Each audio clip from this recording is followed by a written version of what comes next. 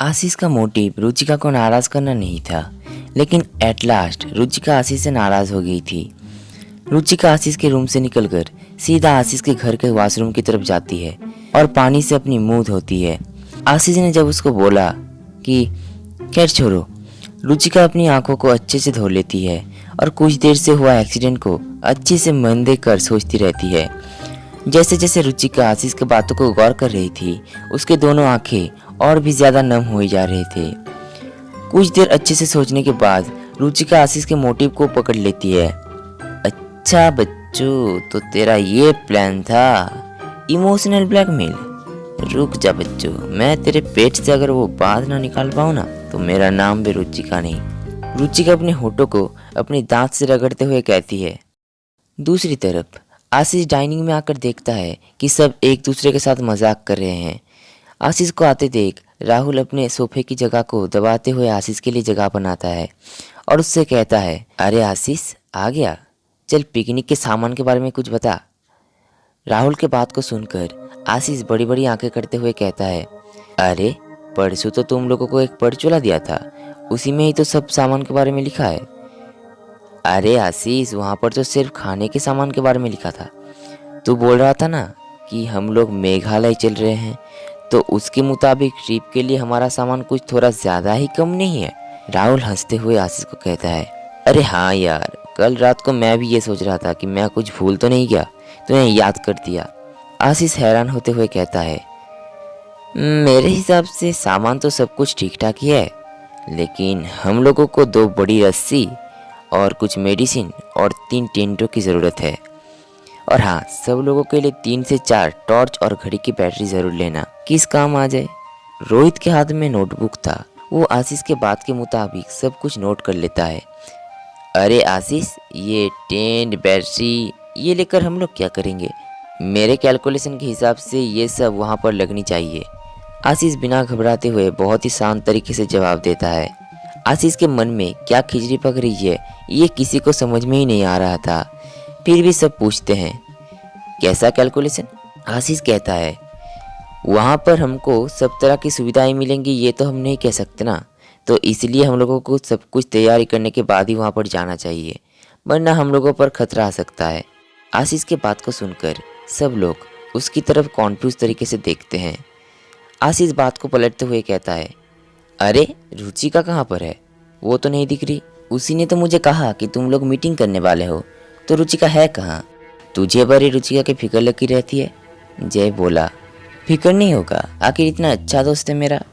जय की बात को सुनकर आशीष कैजुअली कहता है, अच्छा दोस्त है। जय की बात को सुनकर आशीष को अंदर ही अंदर टेंशन हो रहा था। अरे यार, ये रुचिका इनको कुछ बोल तो नहीं दिया, नहीं तो मेरी खैर नहीं।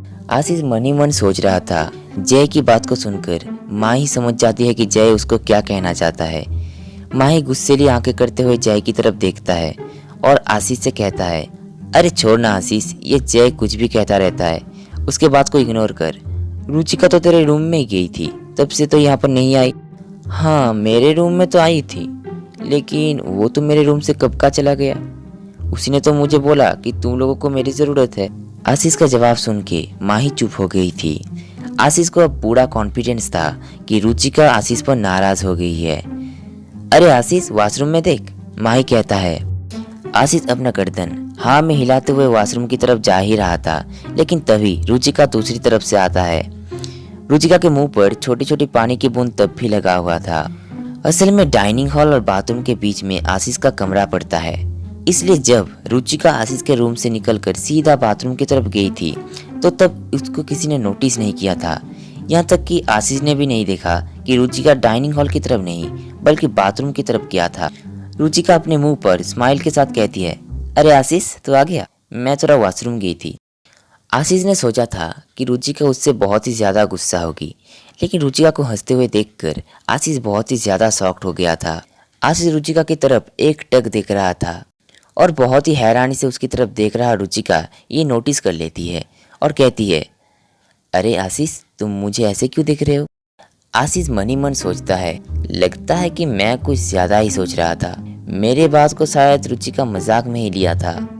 लेकिन आशीष को सोचते देख रुचिका उसके कानों पर फुसफुसाते हुए कहता है, चिंता मत करो आशीष, मैं जानती हूँ कि तुम मेरे साथ मजाक कर रहे थे। रुचिका के मुंह से ये बात सुनकर आशीष के जान में जान आता है।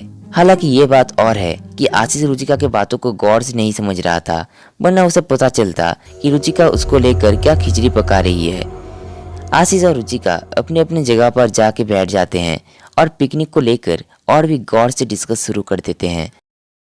आशीष की माँ प्रिया साहू आशीष और उनके दोस्तों के लिए नाश्ता बना रही थी।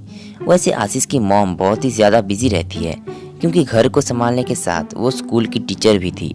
प्रिया साहू अपने एक हाथ से कचौरिया और दूसरे हाथ में पालक पनीर लेते हुए डाइनिंग में आती है, जहां आशीष और उनके दोस्त मिलकर पिकनिक को लेकर डिस्कस कर रहे थे।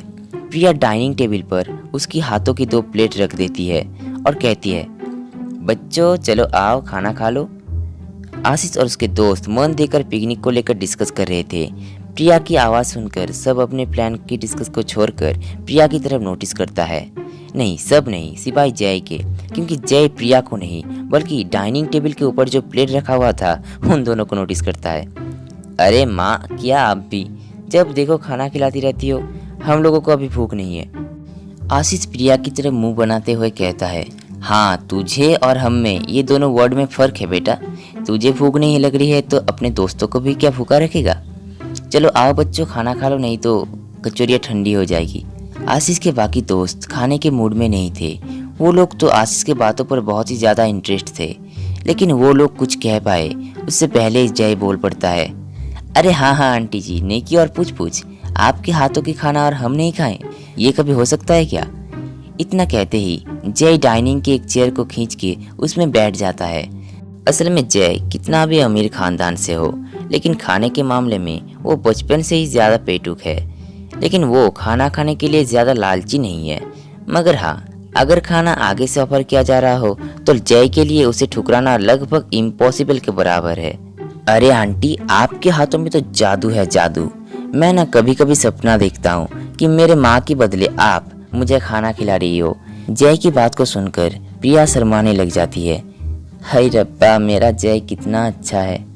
और दूसरी तरफ आशीष मेरे हाथ से ज़्यादा खाता भी नहीं है, और मेरी खाने की तारीफ तो छोड़ ही दो, उसे तो बाहर में होटल का खाना ही ज़्यादा अच्छा लगता है ना। हाय, तेरी माँ कितनी भाग्यवान होगी रे जय, जो तुझ जैसे बेटे को जन्म दिया। दूसरी तरफ जय को लोगों को धमाका देने का बहुत ही ज़्यादा शौक था। जय की हरकत को देखकर राहुल, माही, रुचिका और रोहित आशीष की तरफ ऐसे देखते हैं कि जैसे वो साफ साफ कहना चाहते हो, क्यों आशीष, तू अब भी जय को कुछ नहीं बोलेगा। सब लोगों को अपनी तरफ ऐसे देखकर आशीष फेस पर एक फॉल सी मुस्कान ले आता है, जिसका मतलब छोड़ जाने दे। आशीष और उनके दोस्तों को ऐसे देखकर प्रिया फिर से बोलती है, अरे बच्चों, खाना ठंडे होने के बाद खाओगे क्या, चलो आओ आओ। प्रिया सबके लिए खाना परोसने लग जाती है। प्रिया को अकेले काम करते देख माही और रुचिका कहती है, रुकिए आंटी, मैं आपकी हेल्प करती हूँ। रुचिका और माही प्रिया की खाना परोसने में हेल्प करती है। रोहित, आशीष और राहुल तीनों ही एक एक चेयर पर बैठ जाते हैं। सबको खाना परोसने के बाद प्रिया को छोड़कर सब लोग खाना खाने बैठ जाते हैं। अरे माँ, तुम नहीं खाओगी? आशीष पूछता है। नहीं बेटा, तुम लोग खाना खा लो, मैं बाद में खाऊंगी।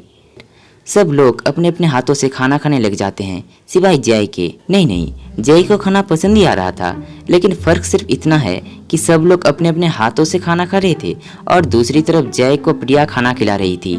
जय को खाना खिलाते देखकर आशीष बहुत ही ज़्यादा जेलस फील कर रहा था।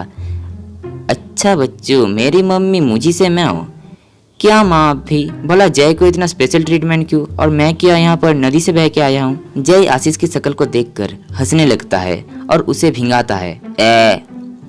आशीष के बात को सुनकर प्रिया भी हंसने लगती है और एक एक पीस कचौरी सब लोगों को खिला देती है। वो लोग हंसी मजाक करके खाना खा ही रहे थे। अचानक से डोर बेल की आवाज सुनाई देती है। आशीष दरवाजा खोलने के लिए उठ ही रहा था, लेकिन प्रिया उसे रोकते हुए कहती है, अरे बेटा तुम रुको, मैं देखती हूँ।